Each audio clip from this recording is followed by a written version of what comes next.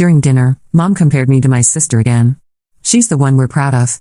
I quietly helped with dishes and said goodbye.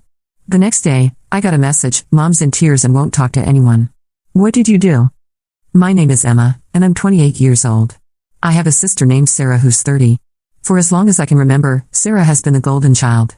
She's beautiful, charismatic, married to a successful lawyer named David, and just had her second baby. Meanwhile, I'm single, work as a graphic designer, which my parents think is just a hobby, and apparently exists solely to make Sarah look better by comparison. But let me back up and tell you what really happened that night, because the title doesn't even scratch the surface. It was Sunday, October 15th. Linda had invited the whole family over for dinner to celebrate Sarah's baby, little Michael, turning 6 months old. Sarah was there with David and their 2 kids, my dad was there, and so was my Aunt Linda and Uncle Bob. Just your typical family gathering where I'd sit quietly, eat my food, and listen to everyone fawn over Sarah's perfect life. I should mention that I'd just had some pretty big news of my own. After 3 years of freelancing and barely scraping by, I'd finally landed my dream job at a prestigious marketing firm in the city. But here's the thing about my specific role: I work in digital forensics marketing, which means I investigate competitor activities, analyze suspicious online campaigns, and help companies protect themselves from digital fraud. The salary was double what I was making before, and they'd specifically headhunted me after seeing my work on an anti-fraud campaign that went viral. I was over the moon and couldn't wait to share the news with my family. But when I walked into my parents' house that evening, the conversation was already in full swing about Sarah's latest achievement. She'd been elected as the new fundraising coordinator for the PTA board at her daughter's preschool. Linda was practically glowing as she talked about it. "Oh, Emma's here," Linda said when I entered the dining room, barely looking up from the baby she was holding. "Sarah, tell Emma about the PTA thing." I sat down and listened politely as Sarah explained how the other parents had specifically asked her to take on the fundraising coordinator role because she was so organized and had such great ideas. Dad chimed in about how proud he was, and Aunt Linda kept saying things like, "You raised her right, Linda." "Wait, that didn't sound right." "You raised her right, Linda," Aunt Linda was saying to my mother. My mother's name is Linda too, Linda Patricia Martinez, before she married Dad and became Linda Martinez. Everyone called my mother Linda, and my aunt was also Linda, which made family gatherings confusing sometimes. We usually called my aunt Aunt Lynn to distinguish them. Finally, there was a lull in the conversation, and I thought it was my chance. "Actually, I have some news too," I said, trying to keep the excitement in my voice. "I got a job offer from Morrison Digital Solutions. It's this amazing marketing firm that specializes in digital forensics, and they want me to head up their fraud investigation department. The salary is—" "That's nice, honey," Linda said absently, not even looking at me. "Sarah, did you tell everyone about the house hunting? They're looking at places in Westfield now. Can you imagine? That's where all the best families live." My heart sank, but I tried again. "The thing is, this job is really prestigious. They handle accounts for major corporations, and they specifically wanted me because of a Henderson anti-fraud campaign I worked on. You remember, the one that got featured in Marketing Week?" Linda said absently, still focused on Sarah. "Westfield has the best schools in the state. Little Emma is going to get such a good education there." They'd named Sarah's daughter Lily, and her son was Michael. Both beautiful children who deserved better than the chaos that was about to unfold in their family. Dinner continued like this. Every time I tried to share my news, the conversation would somehow circle back to Sarah. When I mentioned that the job came with full benefits and a company car, Linda started talking about how David had just gotten promoted to senior partner at his law firm. When I tried to explain what the Morrison Digital Solutions account meant for my career, Dad launched into a story about Sarah's college achievements. I felt myself getting smaller and smaller as the evening went on. But I kept trying, kept hoping that maybe this time would be different. Maybe this time they'd actually listen. The breaking point came during dessert. Linda had made Sarah's favorite cake, chocolate with raspberry filling, and was serving everyone generous slices. When she got to me, she put down a noticeably smaller piece. "Emma's watching her figure," she said with a smile that didn't reach her eyes. "Unlike Sarah, who can eat whatever she wants and still look perfect. Must be nice to have good genes." Sarah looked uncomfortable. "Mom, that's not, it's true though," Linda continued, sitting back down. "Look at you two. Sarah's got the husband, the kids, the beautiful house. She's got her life figured out. And Emma." She looked at me with what I can only describe as disappointment. "Well, Emma's still trying to figure out what she wants to be when she grows up." The table went quiet. I felt my face burning with embarrassment and anger. Here I was, 28 years old, about to start the job of my dreams, and my mother was talking about me like I was some kind of failure. "Actually, Linda," I said, my voice shaking slightly, "I do know what I want to be.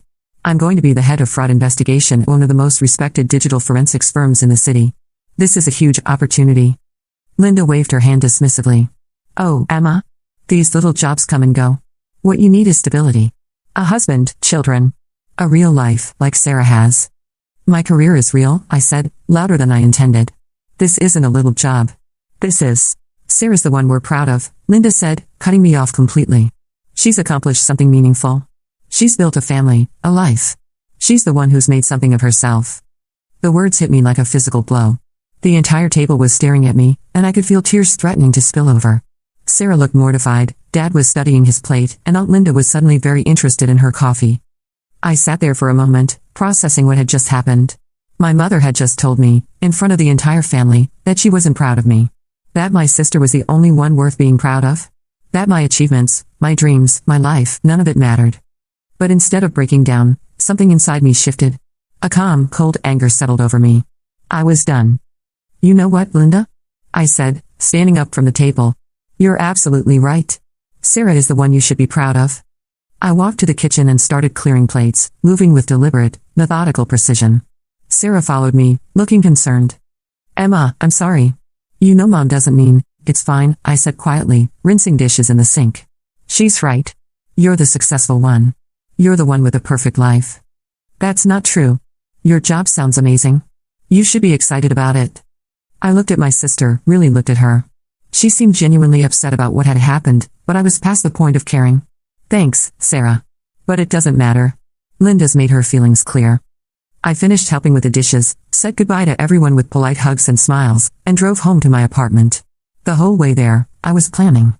See, here's what my family doesn't know about me. I'm really, really good at my job. And part of being good at digital marketing is understanding how to find information, how to dig into people's online presence, how to uncover things that maybe weren't meant to be found. I'd never used these skills on my own family before, but that night, I decided it was time. I spent hours going through social media accounts, cross-referencing information, following digital breadcrumbs. What I found was interesting. Let me be clear about something first. I'm not some kind of stalker or cybercriminal. This is literally what I do for a living. Companies hire me to investigate their competitors, to do background checks on potential business partners, to find out what people are saying about their brands online. I have access to professional databases. I know how to use reverse image searches. I understand how to trace digital footprints. These are legitimate skills that I use every day in my work. But I'd never turned these skills on my own family before. I'd always respected their privacy, even when I was curious about things. That night changed everything. I started with David because something about him had always bothered me. He was almost too perfect, too charming, too successful, too quick with compliments for everyone except Sarah when he thought no one was looking. I'd noticed little things over the years. The way he checked his phone constantly during family dinners. How he always volunteered to run errands alone. The expensive gifts he'd give Sarah that seemed designed more to assuage guilt than express love. His Instagram account was public, which was my first clue that he wasn't as careful as he should be. Most lawyers I know are paranoid about their online presence, but David seemed to think his charm made him invisible. He was wrong. The account itself looked innocent enough, photos of Sarah and the kids, shots from fancy restaurants, pictures from their vacation to the Bahamas last year. But it was the activity that told the real story. Every platform tracks your interactions if you know where to look. Facebook likes, Instagram follows, LinkedIn connections, even Venmo transactions if they're public. David had a type, apparently. Young women, usually in their early 20s, almost always aspiring models or influencers. He followed dozens of them across multiple platforms. But it wasn't just following, he was actively engaging. Comments on their photos that were just a little too personal. Likes on posts from 2 a.m. when Sarah would have been asleep. Direct message requests that showed up in the message requests folder if you knew how to check. One name kept appearing more frequently than others, Madison Rodriguez. 23 years old, claiming to be a fitness influencer with about 50,000 followers. Her content was typical, gym selfies, smoothie recipes, motivational quotes over sunset photos. But when I looked closer, something didn't add up. Her apartment, which featured prominently in her home workout posts, was way too nice for someone with her supposed income. I recognized it immediately. It was in Meridian Towers, the new luxury complex downtown. I'd actually worked on the marketing campaign for that building last year. Units there started at $400,000, and the one she was in looked like one of the penthouse models. That's when I started digging deeper into property records. Public information, all of it. Anyone can access county property databases if they know where to look. Madison Rodriguez had indeed purchased Unit 1847 at Meridian Towers in March of last year. Purchase price, $425,000. Down payment, $85,000 in cash. Now, I may not be a financial expert, But I know enough about influencer economics to recognize that someone with 50,000 followers wasn't making anywhere near enough to afford that kind of down payment. The typical influencer with that following might make $1,000 to $2,000 per month if they were really hustling. Where had $85,000 in cash come from? The answer was in the wire transfer records, which took some more digging to access through business databases I have subscriptions to for work. The down payment had come from something called Riverside Property Solutions LLC. I'd never heard of Riverside Property Solutions, but a quick business entity search showed it had been incorporated in Delaware just 6 months before Madison's condo purchase. Delaware incorporation is a red flag. It's where you go when you want to hide the real ownership of a company. The registered agent was a generic corporate service, and the business address was a mail forwarding service. But every company leaves traces. I cross-referenced the incorporation date with David's LinkedIn activity and found something interesting. He posted about expanding our real estate services to better serve our clients right around the same time Riverside Property Solutions was formed. Coincidence? I doubted it. It took me 3 more hours of searching, but I finally found the connection. Riverside Property Solutions was funded by transfers from Hawthorne Industries, which was owned by Robert Chen, a real estate developer who happened to be one of David's biggest clients. The same Robert Chen who'd been facing federal money laundering charges for the past year until David's firm helped him negotiate a plea deal. The picture was becoming clearer. David wasn't just having an affair, he was laundering money for his clients and using some of it to fund his side relationships. The $85,000 down payment was just the beginning. Monthly transfers of $3,000 to $5,000 had been flowing from various shell companies into Madison's accounts for over a year. But Madison wasn't the only one. As I kept digging, I found 2 other young women with similar arrangements. Jessica Walsh, 24, whose art gallery had been funded by another one of David's shell companies. And Amber Chen, no relation to Robert, 22, whose consulting business was receiving regular payments from yet another David-connected entity. My brother-in-law wasn't just cheating, he was running a sophisticated financial operation using his law practice as a front. And my perfect sister had no idea. Or did she? That's when I started looking into Sarah's activities more closely. I'll admit, part of me was hoping I wouldn't find anything. Despite everything, she was still my sister, and some part of me wanted to believe that she was just an innocent victim in all this. I was wrong. Sarah's photography business had seemed legitimate when she first mentioned it. She'd always been good with a camera, and wedding photography could be lucrative. But when I started looking at the business records, the picture got murky fast. Sarah Mitchell Photography LLC had been formed 2 years ago, and according to the state business registration, it was supposed to be a full-service photography company specializing in weddings and events. The website looked professional enough, glossy photos, testimonial quotes, package pricing that seemed reasonable. But when I started reverse searching the photos on her website, I discovered that most of them were stock images purchased from photography websites. The testimonials were generic enough that they could have been written by anyone. And when I looked up some of the venues mentioned in her portfolio, I found something troubling. I called Riverside Country Club, claiming I was a potential client who'd seen Sarah's work on their website. The event coordinator was confused. I'm sorry, who? Sarah Mitchell? I don't think we've had a photographer by that name work here recently. Are you sure you have the right venue? I tried 3 more venues from her portfolio. Same response. That's when I started reaching out to potential clients. I created a fake inquiry through her website, posing as a bride looking for a wedding photographer. Sarah responded quickly with her standard pitch: professional photos, quick turnaround, reasonable prices. She asked for a 50% deposit upfront to secure the date. I didn't book with her, obviously, but the interaction gave me her business email address, which led me to her PayPal and Venmo accounts. Both were linked to her personal social media, which made them easy to find. And once I had those, I could see her transaction history. What I found was a pattern of deposits from brides and grooms, usually in the $1,500 to $3,000 range, followed by nothing. No corresponding expenses for equipment, editing software, or anything else you'd expect from a legitimate photography business. The money just sat in her accounts for a few weeks, then got transferred to her personal checking account and spent on shopping trips, spa visits, and designer handbags. I found social media posts from at least 6 different couples over the past year, all complaining about Sarah Mitchell Photography either not showing up to their wedding or delivering unusable photos months late. In each case, Sarah had claimed equipment failure and offered to redo the shoot, but none of the couples had been able to reach her afterward. It was a classic scam: take deposits from multiple clients, provide minimal or no service, then disappear and claim technical difficulties. The amounts were small enough that most people wouldn't pursue legal action, especially since wedding planning is already so stressful. But Sarah wasn't just scamming brides. I found evidence of her skimming from the PTA fundraising accounts too. As the newly elected treasurer, she had access to all the organization's finances. And while she was careful not to take huge amounts at once, the pattern was clear when you looked at it over time. The PTA would hold a fundraiser, a bake sale, a silent auction, a fun run, and the gross proceeds would be deposited into their account. But then Sarah would write checks for event expenses and administrative costs that didn't quite match up with the actual expenditures. A $500 check for decorations when the receipt showed $150. A $800 charge for catering supplies when the school cafeteria had donated most of the food. The individual amounts were small, $50 here, $200 there, but over the past year, it added up to nearly $4,000. And the timing was suspicious. Every time Sarah posted photos of new designer purchases on social media, there would be corresponding administrative expenses from the PTA account within a few days. I was starting to see a pattern with my family. David was stealing from his clients. Sarah was stealing from her customers and the PTA. And as I was about to discover, Mom was stealing from Dad. My mother has always been the picture of respectability. She volunteers at St. Mark's Episcopal Church, runs the neighborhood book club, and constantly lectures everyone about moral values and making good choices. She's the woman who still sends handwritten thank you notes and remembers everyone's birthday. The idea that she had any kind of secret life seemed impossible. But then I remembered something from Sunday dinner. When David had mentioned his latest promotion, Mom had gotten a strange look on her face, not pride or happiness, but something that looked almost like panic.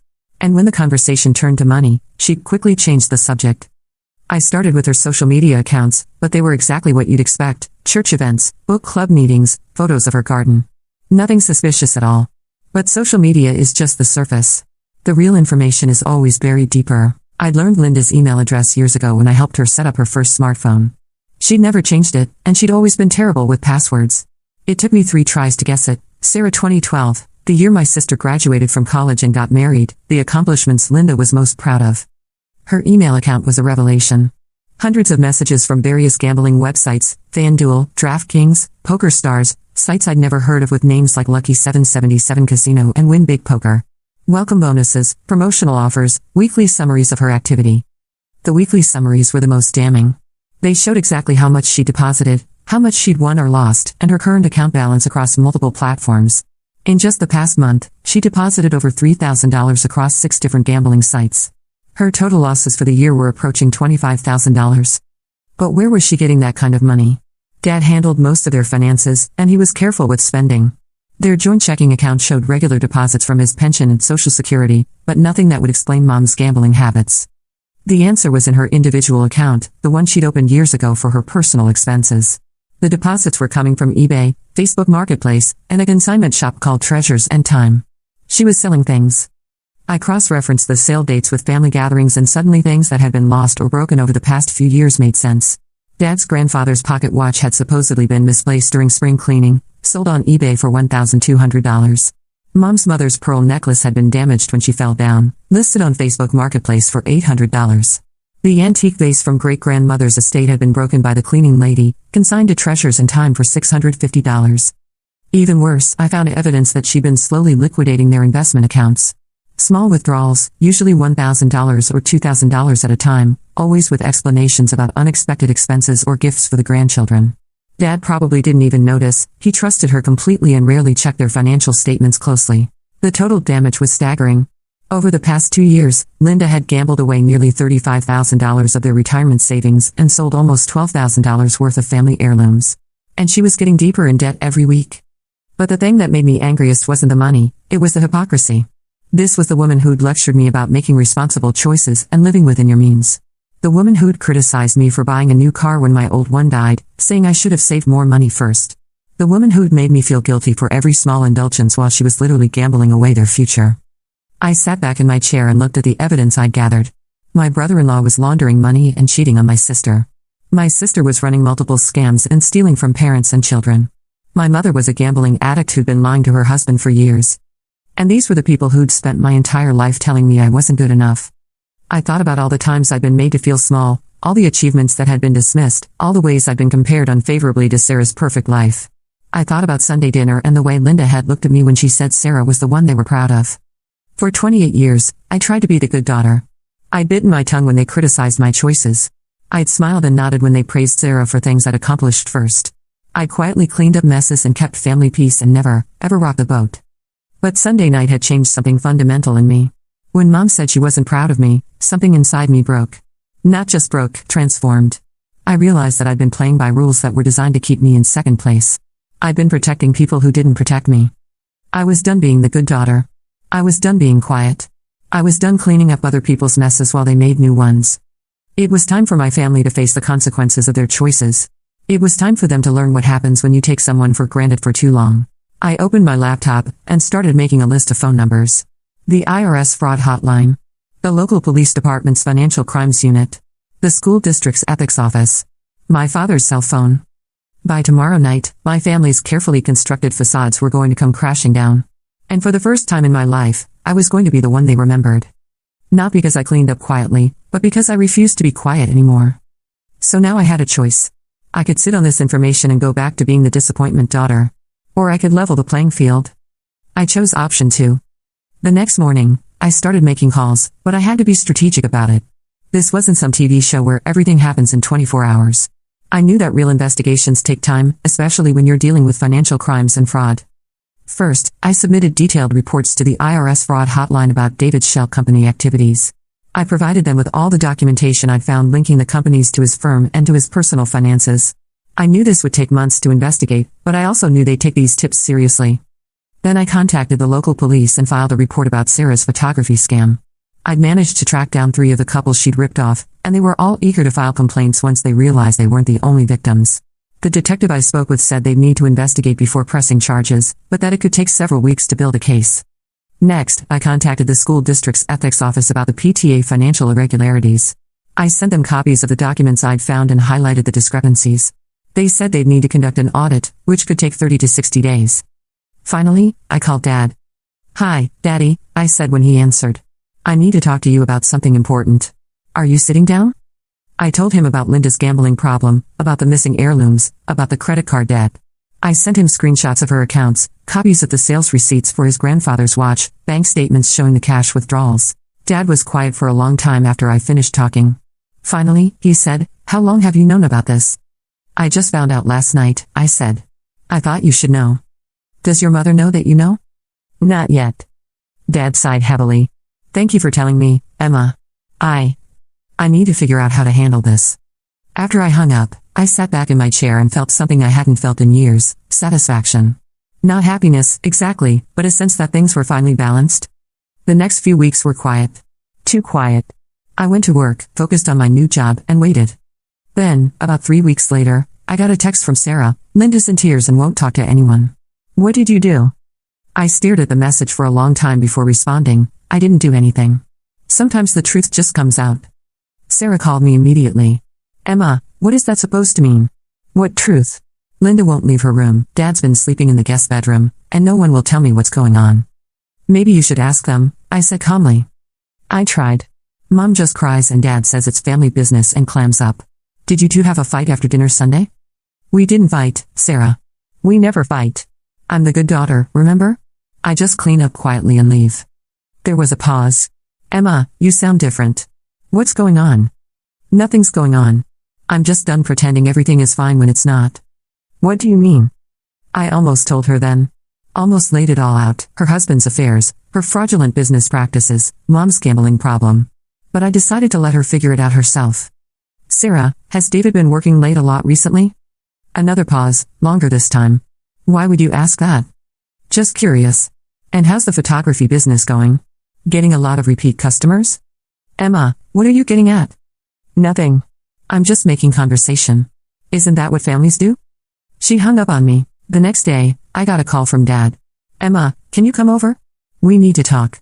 When I arrived at my parents' house, the atmosphere was completely different from 3 weeks ago. Linda was sitting in the living room, her eyes red and puffy, clutching a tissue. Dad looked exhausted. Sarah was there too, sitting stiffly on the couch next to her husband, who looked like he'd rather be anywhere else. "Sit down, Emma," Dad said. I sat in the chair across from them, the same chair where I used to sit as a child when I was in trouble. But this time, I wasn't the one in trouble.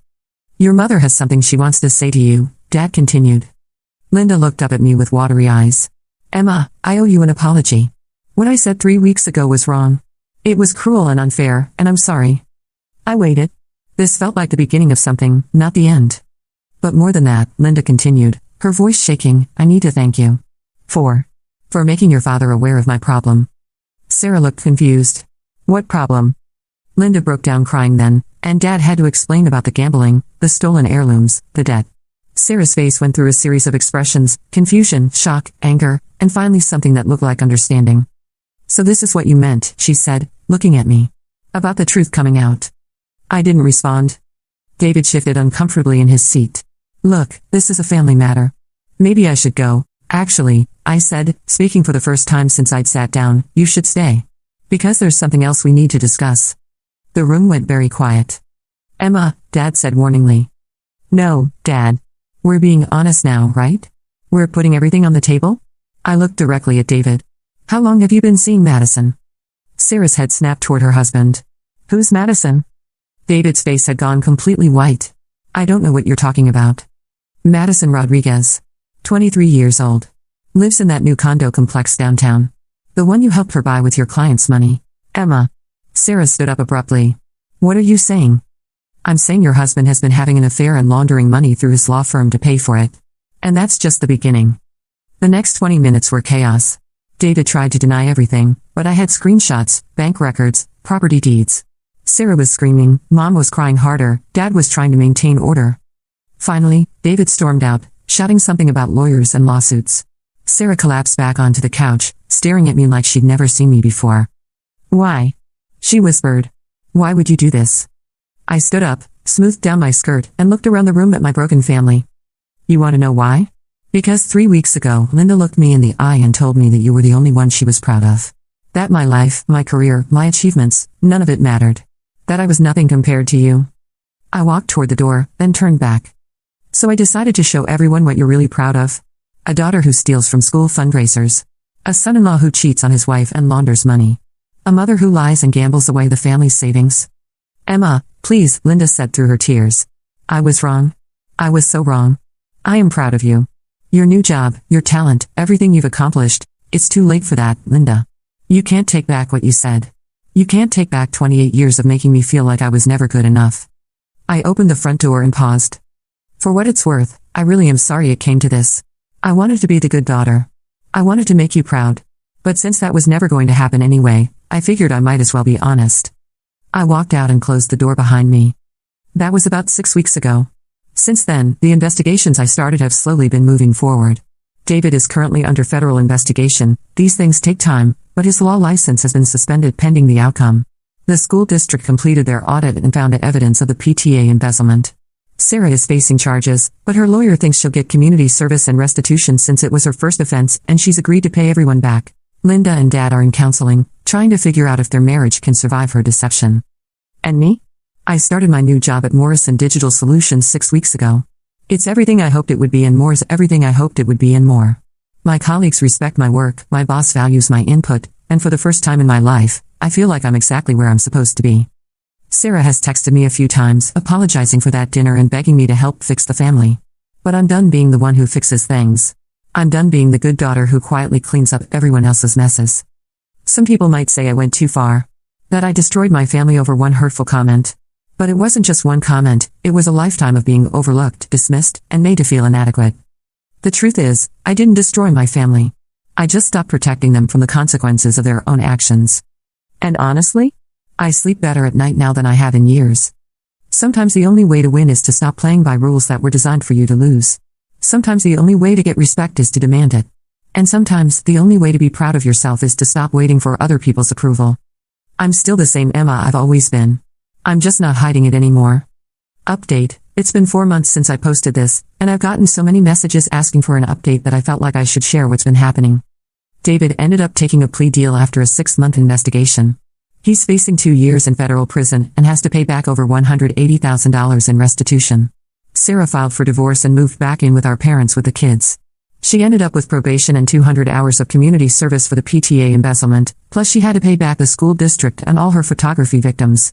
Linda and Dad are still in counseling, but they seem to be working things out. Linda joined Gamblers Anonymous and has been clean for 4 months now.